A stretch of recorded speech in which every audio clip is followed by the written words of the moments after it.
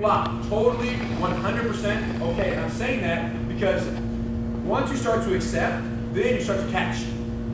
If their flops are always like, no, you know, by the time, versus, great, let's go. If you're enjoying it and you're anticipating and you're excited about it, when they get there, it's just the next step. Versus you say, no, I want to get the sandwich, and he flops, and now you're mourning instead of celebrating, right? You're mourning the loss of the guillotine instead of celebrating the arrival of the anaconda. Now, let's say we get to that flop anaconda situation. So I catch, we go, he goes, he flops, we get to here, but for whatever reason, maybe he stays in this reaching configuration. Maybe he does this, and I just, for some reason, can't find his elbow. But for whatever reason, I don't feel effective at going for the anaconda right now. I can't just get this, or he's just too big where my hands are barely locked, right? What's going to happen here is this. Once I accept that this upside down guillotine configuration, this rope tie from upside down here is no longer going to serve its purpose, or it's kind of ran its course, and there's no oxygen here anymore, we're going to move our hips away a little bit and do a little flop, and we're coming up. Now the game just completely changed. Okay? Completely changed. Because do you remember how significant hooking his elbow was to create ear to shoulder compression? Well, because my leg was not successful or capable of doing that to create this tight lockup for the anaconda, to make that easy lockup, because my leg was not capable, when I do my body flop, what happens right here? Body does the role that the leg previously was responsible for, which is beautiful. Okay? And because of that, now that my body's on top of his arm, I have still the same rope tie, ready for trachea, blade in the throat. I take that rope, I don't untie or even adjust, I just run it through. My grip has not changed. I literally did not change. I didn't do this, I didn't switch hands, nothing. I just ran it through. Now I'm squeezing his arm to my chest. I'm holding his head so tight. And then from here, all I'm going to do is this. A little slide. And this is called the shallow darts. It's your new best friend. Look. This is it, you guys. Everything will change from today on for you guys. Everything will change. Jared, tell me. As a victim and as a user. Well, as a victim, really made it wow.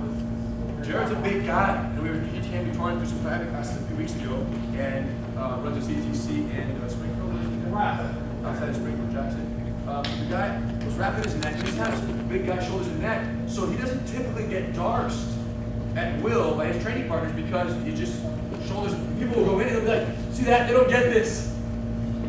It's too hard to get the bicep. Watch this. Immediately, you can bend your wrist and place this hand on the shoulder. And now watch. This becomes the fulcrum of the neck crank. And this becomes the compressor of the chest. And most importantly, this hand becomes the elbow lifter for the choke. Cranking this through his arteries. This is driving him up and through it.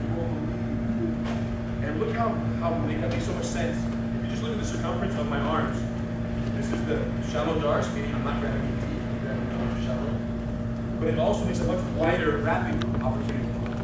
So if you have short arms, this is going to save your life. If you have long arms, this is going to make it to where you can dart even the biggest opponents. But look, watch the smaller circumference here. That's normal darts.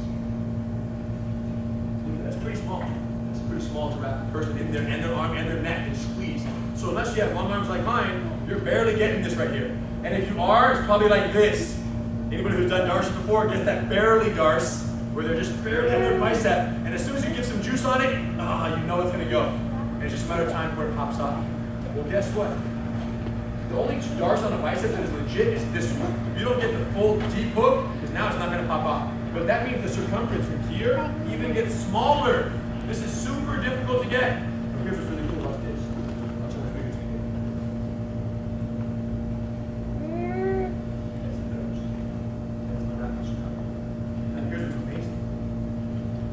Grabbing a bicep is like doing, I compare it to like doing chin-ups on a log. It's just a wider circumference to grab as well. Compared to your wrist, this is just wider, which means as you're doing it, just slips off easier. When I come down and I hook the outer wrist bone here on my forearm, this is so easy to hold on to. It's not slipping, it's an easy grip. It's like grabbing a small bar and hanging on. Totally different feeling. That's what this feels. Now, what's the drawback? This can't be that good, Rener. What's the weakness? Why are we only learning this now? I don't know. I don't know what took us so long. I don't know. This actually, all arm choke triangles, right? If you think about anaconda, arm triangle. There are a lot of this idea of rear naked choke. It's always like grab here and go. Makes sense. The Darce is one of the few arm chokes, no-gi arm chokes. Oh, we work no-gi, not because they can't get like gi. Okay.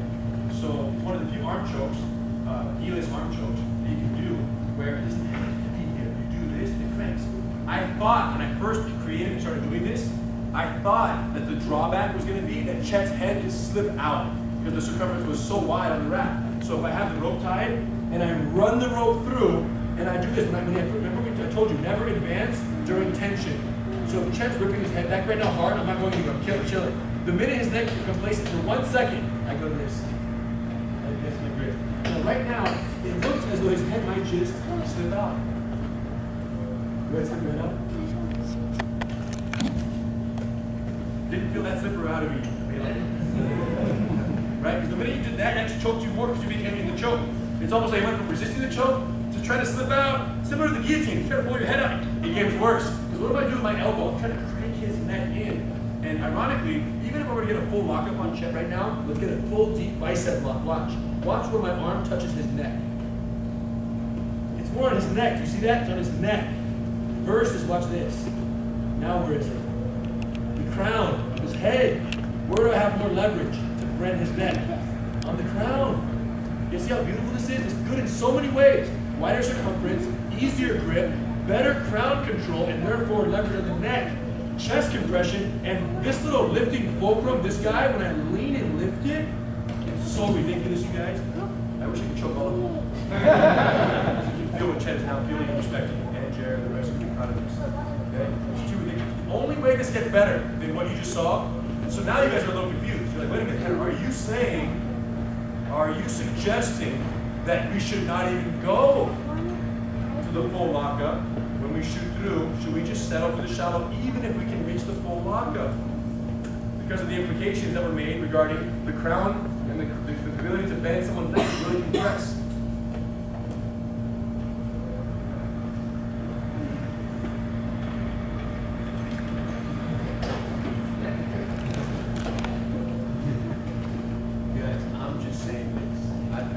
Bicep wrap out a little out of you. I'm all shallow Darce for me. I'm serious. Here's how cool the shallow Darce is going to turtle. I'm fighting the turtle. I'll run the rope from here. Boom.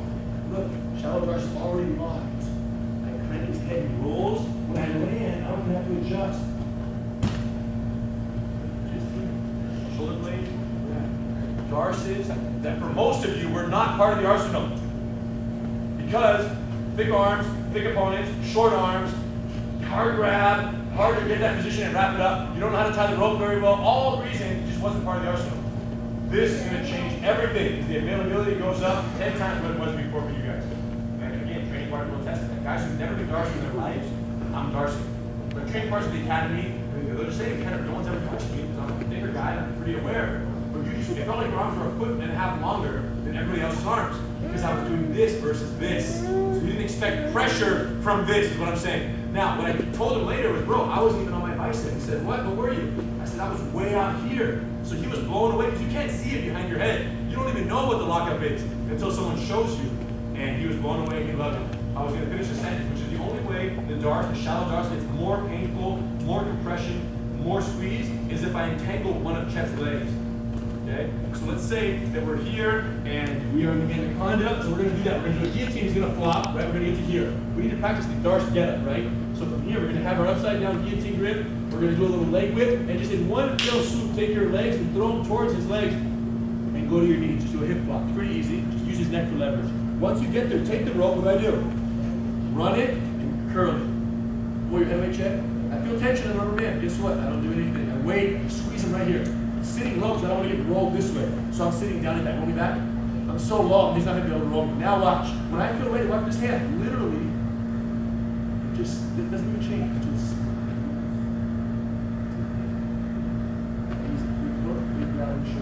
now what are the 3 points of pressure? elbow squeeze, chest compress, elbow lift. All of those at the same time. Now, the only way to make it better, look, is here. Lock my leg real tight with check. Lock my leg real tight. Thank you very much. Even better for me. The tighter he locks the half guard, the better for us. So there's two ways to entangle the legs. One is just put your leg up and kind of dangle it, and he'll just go rah, and you thank him after the choke. Two is you have it locked up, because we did this, we ran the rope, we pull, we go in to grab, and if he's on his side turn more side, I would freeze. I'll step over and I'll rake one leg and I'll pull it and I'll put my knees to the ground. And I'll sit on it. And then from here, why is this so much worse? Look at him. You know what I'm saying? Nothing worse than a compression of the entire body during the compression of your neck. It's almost like the trash compactor variation of the reverse triangle from seminar number 1. Or you cut the leg triangle here, you grab his leg and pull it, that's what's happening here. This just sucks in itself, let alone how easy this is. Boom. Now, what's cool is now that you understand that half guard, watch the implications for half guard. Right here. Tie the rope. Half guard. We're in half guard. Normally what do? Put the knee out and sit through it and hold him in guard and go for the guillotine. Watch this. Curl him up real tight. Look. Run the rope. Shallow doors.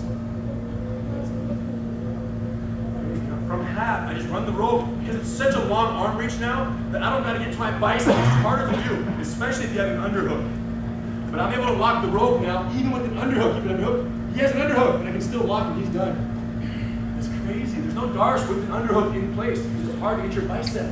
But this has changed everything. So anyways, very exciting new toy basically. Because you're like, man, what are all the applications now of Darses that were failed previously that are no longer half guard application of direct Dars with an underhook? Didn't exist before. Now I'm catching it left and right. And they think they're doing the right thing until I lock the wrist. Boom, totally. So there's some advanced people in the room who will benefit from this discussion right here in these little hiccups. But for the most part, I want to guillotine to the flop and a con de fail to the Dars get up. Once you flop up, you end up right here with the rope tied. Freeze. First thing, run the rope. 1, pull his head in. Okay? His arm is currently outside my hip. If you want to make it easier, you want to get that arm inside. It's a little bit more compression up here, easier to lock up. But I'm having a grand old time locking Darses without this arm on the inside these days. It's okay, I don't need it. You guys can today. So after you run the rope, boom, just step your leg out, and now you're in the middle. It's already gone. And if he doesn't do it, keep it out there, he's going to hurt his elbow. It's going to break his arm. So he has to let that arm come over. I'm going to hyperextend his elbow. Now, keep it tight until when? Compliance. Once we get compliance, come in and get the lock. Shoulder, wrist. Not even that high. It's literally right over the wrist bone and the hole. Compress, chest, lock, and if you want